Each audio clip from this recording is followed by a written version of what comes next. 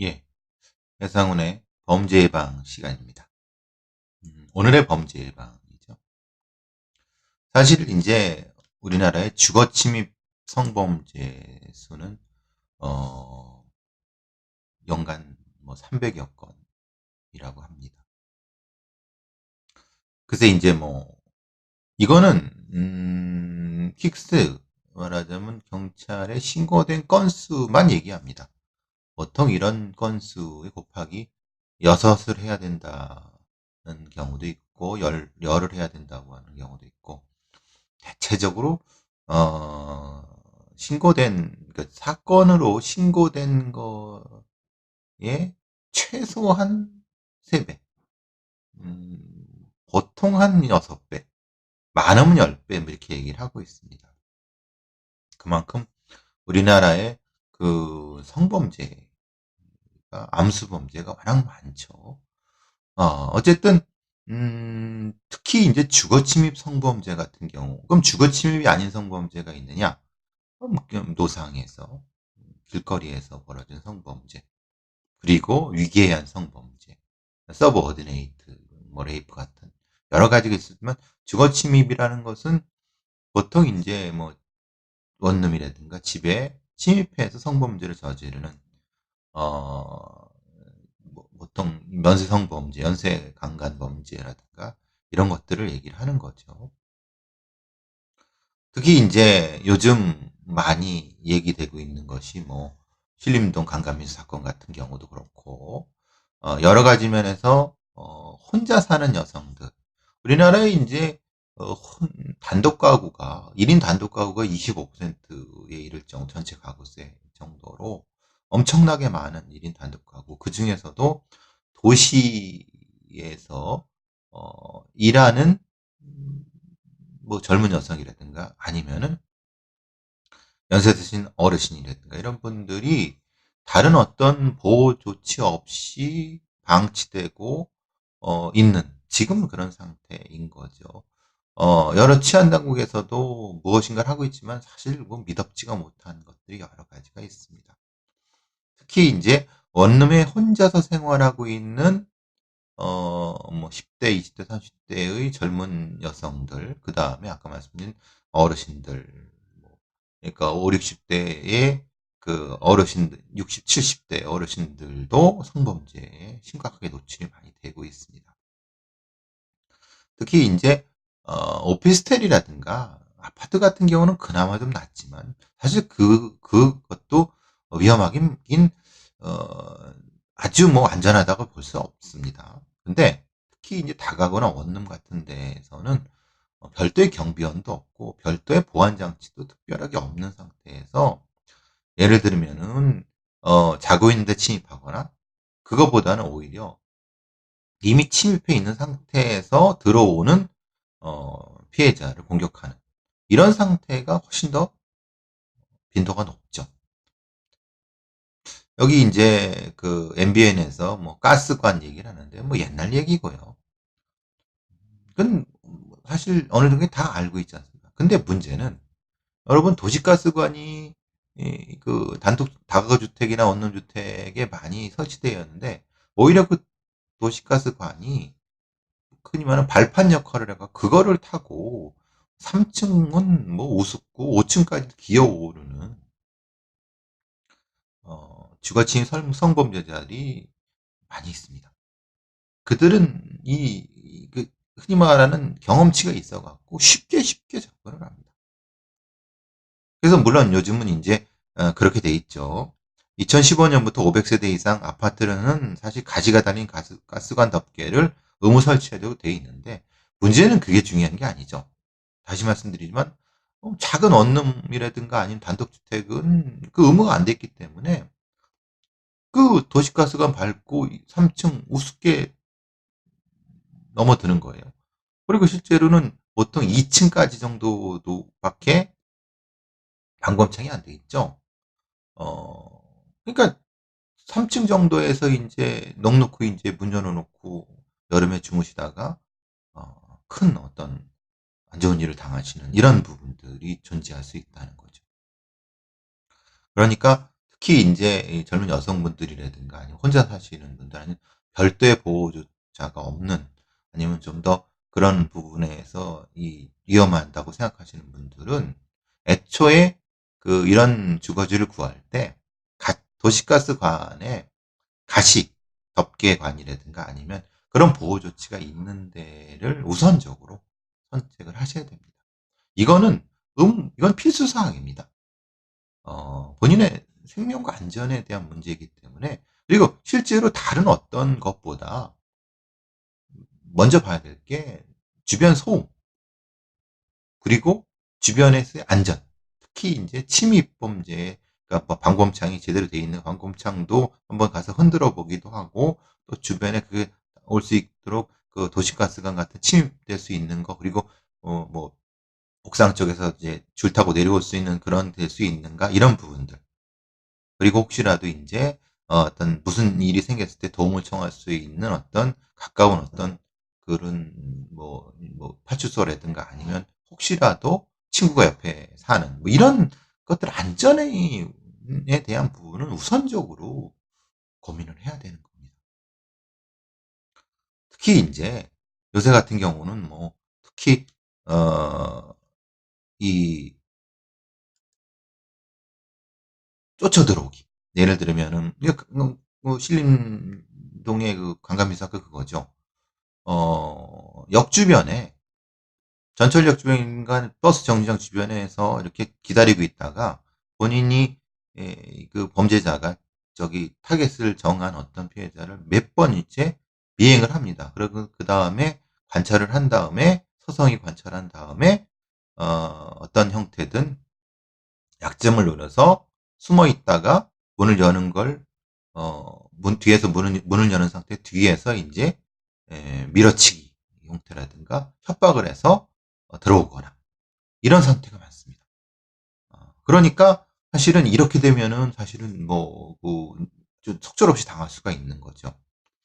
그렇기 때문에 특히 본인이 이동을 할 때 누군가 자기를 지켜보고 있다라고 하면 반드시 주변에 도움을 청하셔야 된다. 주변에 도움은 경찰은 별로 도움이 안 되니까 친구라든가 아니면은 주변에 있는 서울시 뭐 여성 안심보안관 같은 경우가 있지만은 글쎄 도움이 될지 모르겠지만 그래도 없는 것보다 낫으니까 120 같은 데 신고도 하시고 경찰서에도 뭐 얘기를 하시지만 크게 도움을 받을 수는 없겠지만은 친구분들이랑 많이 상의도 하시고 안 되면 뭐 저 같은 사람이라도 한테라도 이 도움을 청하면 제가 어떻게 하는지 알려드리고 이런 부분들이 있으니까 특히 이런 따라 들어오기 즉 버스 정류장이나 전철 같은 데에서 따라와 갖고 본인의 집을 확인한 다음에 비밀번호를 뒤에서 이제 보고 있다가 뭐 메모를 적어낸다든가 그러니까 이럴 땐 당연히 비밀번호 같은 경우는 가리고 해야 되고 특히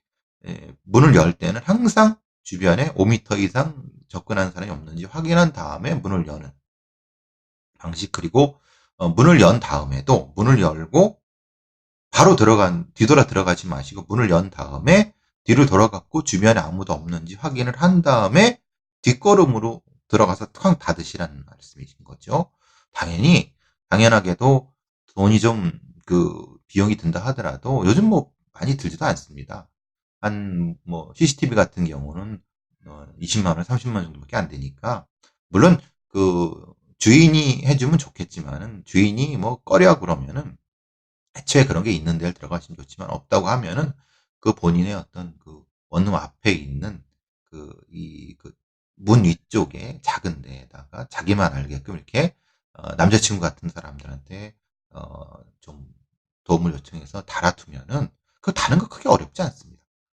특히 그리고 이제 CCTV 붙여놨다고 쓰거나 이렇게 하면은 한결 도움이 되거든요. 다시 한번 말씀드리면 따라 들어가기 같은 경우를 예방하기 위해서는 늘 항상 미행이 없는지 확인을 하고 이동하실 때는 항상 한 2, 30m씩 한 번씩 주변을 돌아보시고 혹시라도 이제 반복되는 사람이 있는지 확인한 다음에 코너를 돌 때마다 한 번씩 확인하시고 그리고 들어갈 때 문 열 때는 항상 가능하면 뭐 이제 친구가 같이 들어가면 좋지만은 여자친구 둘이 이렇게 한다 하더라도 위험할 수 있으니까 항상 한 사람은 주변 경계, 한 사람은 문을 열고 혼자 들어가게 되면 항상 뒤따라오는 사람이 없는지 확인하고 5m 이상을 확인한 다음에 번호는 손에 가리고 마지막 문을 열기 전에 뒤를 확인한 다음에 문이 열리면은 뒷걸음쳐 들어가서 주변 확인 다음에 들어가는 방식.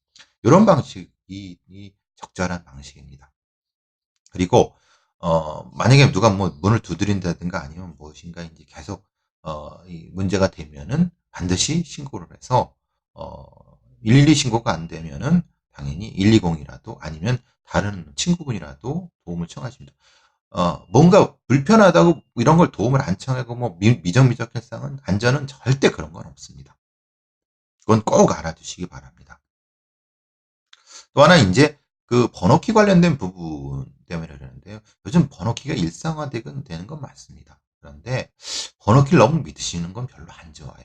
왜냐하면은 번호키라는 것은 잘 생각해 보시면 번호키를 누가 달았겠습니까? 번호키 제작업자나 그거를 설치하는 사람이 달지 않았겠습니까? 그렇다고 보면은 그 사람들은 이미 그걸 설치하는 방법이나 이런 걸 알 수 있다는 거 아니겠습니까? 그렇기 때문에 번호키만 믿으시면 안 되고 물론 이제 가능하시면은 이 번호키 말고 이 저기 뭐죠 열쇠키 같은 경우를 병행하면 좋지만은 그렇게 못한다고 번호키를 하고 번호키도 늘 한 달에 한 번 정도는 번호키 번호를 비밀번호를 바꾸시는 거 항상 일상적으로 늘 쓰면은 그 번호를 누른 것이 그 닳게 됩니다. 그럼 안 되거든요. 그리고 뭐 여러 가지 이제 뭐 특정 번호를 알아낼 수 있게끔 이제 뭐 이 연필가루라든가 아니면 무엇인가를 분첩 같은 걸 발라갖고 번호키를 유추해내는 방법들을 하니까 항상 번호를 바꾼 다음에는 먹다 남은 소주 같은 거라든가 알코올 같은 거, 소독용 알코올 같은 걸로 표면을 좀 닦으시고 그리고 당연히 안쪽에는 잠김 걸쇠들, 문 안쪽에 잠긴 걸쇠 최소한 위아래 2개 정도 다는 것이 좋습니다. 그러니까 번호키만 신뢰하시면 안 돼요. 이런 부분들. 또 하나는 이제 만약에 안쪽에 문을 열고 들어가셨을 때 본인이 이제 원룸 같은 데서 핵심적인 부분은 뭐냐면 자기 공간에 대해서 안전도를 체크를 하셔야 됩니다. 예를 들면은 원룸 같은 경우에 가장 침입할 수 있는 방법이 현관문 그리고 거실창, 방창 그리고 뭐 어디겠습니까? 화장실 창. 보통 한 세 군데 되겠죠? 보통 뭐 방이나 거실창은 우리가 많이 좀 방범창도 하고 뭐 이렇게 하는데 화장실 창 같은 경우를 생각해 보면 그게 원룸의 투룸 같은 경우도요. 이런 데에선 간과하기 쉽습니다. 왜냐하면 한 30cm, 30cm 같은 창문에 어떻게 사람이 들어와? 라고 생각하시겠지만 천만에 맞습니다. 이런 범죄들은 최적화된 경험치가 있는 애들이기 때문에 아무리 작은 30cm, 30cm 정도 되는 공간이라 들어올 수가 있기 때문에 애초에 그런 걸 얻으실 때도 그런 부분의 방범창도 확인을 해야 되고 만약에 없다고 하면은 뭐 남자친구라든가 아니면 다른 사람들 주인한테도 얘기해서 거기를 방범창을 한다든가 이런 부분. 본인이 생각하시기에 보안 취약점이 어디가 먼저다 순위를 정해시는 거예요. 현관 아니면 거실창 이런 부분들. 그리고 또 하나는 본인이 생각하셨을 때 본인 거주지에서 시야가 왜곡될 수 있는 곳. 보통 이제 많이 그러니까 흔히 말하는 숨을 공간들 이런 부분이죠. 아니면 숨어 있을 공간들 그런 것들을 머리에 넣고 계세요. 그리고 만약에 무슨 문제가 생겼을 때 어떻게 한다, 도망간다, 아니면은 신고한다 이런 부분들을 평소에 생각해 놓으시라는 거예요. 그리고 연습도 한번 해보세요. 어떤 일이 문 밖에 누가 문을 두드린다. 그래서 얼어갖고 못하지 말고 바로 누구한테 전화를 하거나 뭐 아니면 112 정보하는 거나 아니면 친구한테 전화를 하거나 이런 부분들 아니면은 만약에 어떤 문제가 발생했을 때 혹시라도 이제 자식이 보호하기 위해서 자기만 아는 공간에 어떤 보호할 수 있는 장구 예를 들면은 이런 그 작은 몽둥이라든가 아니면 작은 어떤 약간 날카로운 물건이라든지 이런 것을 본인이 이제 약간 문제가 됐을 경우 자기만 알게 꺼내갖고 상대방을 제압할 수 있는 그런 부분도 한두 번 생각해 두셔야 되는 겁니다. 즉 주거지 공간에서의 안전이라고 하는 것은 본인이 머릿속에 넣고 시뮬레이션을 하고 무슨 일이 닥쳤을 때 그게 실행할 수 있어야지 안전을 지킬 수 있는 거고 예방이란 거 아까 말씀드린 것처럼 방범창이라든가 도시가스관이라든가 문 비밀 번호키 열 때의 뭐 이런 행동들 이런 것들은 늘 본인이 생각하셔야 되는 것들. 또한 뭐 당연하게도 이제 주거지 가까웠을 때는 이어폰 끼지 마시고 블루투스 같은 것도 항상 빼시고 요즘 아이폰 블루투스가 양쪽 귀에 있는 여성들 많이 보는데 상당히 좋지 않습니다. 그냥 주의가 산만해지는 거거든요. 그런 부분들도 꼭 명심하시기 바라고요. 특히 물론 이런 것들이 사회가 지켜주면 좋겠지만은 아시다시피 우리나라의 경찰들이라든가 사회 문화가 혼자 사는 여성들을 지켜주는 문화가 아니지 않습니까? 스스로 여러 가지 면에서 스스로 여러 가지 준비를 많이 하셔야 된다는 말씀을 드립니다. 좀 불행하죠? 어쩌겠습니까? 그래도 스스로 지켜나갈 수밖에 없는 거죠. 그러면은 필요하신 거는 이 휴대폰에 안심앱 흔들거나 톡톡 치면 바로 일일이 신고될 수 있는 것. 그 다음에 가능하시면 지갑 같은 데에다 보호할 수 있는 뭐 이 전기 충격기라든가 아니면 약간의 그 날카로운 물건 같은 경우. 근데 이거는 자기가 쉽게 빨리 꺼내갖고 연습이 되어 있지 않으면 하면 안 됩니다. 오히려 그 가해자한테 무기가 될 수 있기 때문에 쉽게 쓸 수 있는 늘 손에 익은 어떤 것들이 있지 않겠습니까? 어떤 사람은 후추 스프레이 같은 경우 쉽게 이렇게 연습해서 쿡 할 수 있으면 그렇게 쓰면 됩니다. 대신에 자기가 숙달돼야 된다는 거예요. 그건 반드시 필요한 부분입니다. 그리고 뭐 다시 또 다음 기회에 또 말씀드리겠지만은 어 항상 이 어떤 특정한 범죄라는 거 하는 것이 아주 우연히 툭 되는 것보다는 어떤 사람이 타겟팅을 한다는 겁니다. 타겟팅한다는 건 지켜본다는 거죠. 그리고 우연히 겹쳐서 몇 번 이렇게 되는 건 없습니다. 그러니까 그걸 항상 확인하셔야 된다는 거예요. 그 확인할 수 있는 방법은 어떻습니까? 어, 한 번쯤은 이렇게 주변을 한번 핸드폰 카메라로 한번 쭉 동영상을 한번 찍어보세요. 이동할 때. 그 가능하죠? 손에 이렇게 넣고 이렇게 왼쪽, 오른쪽 한 번씩 쭉 찍어보세요. 그러면은 와이드로 나중에 한번 보세요. 그걸 한번 몇 번 보면은 누가 겹치는 사람이 있네? 그럼 사실 위험한 거죠. 그런 방식도 있다는 거.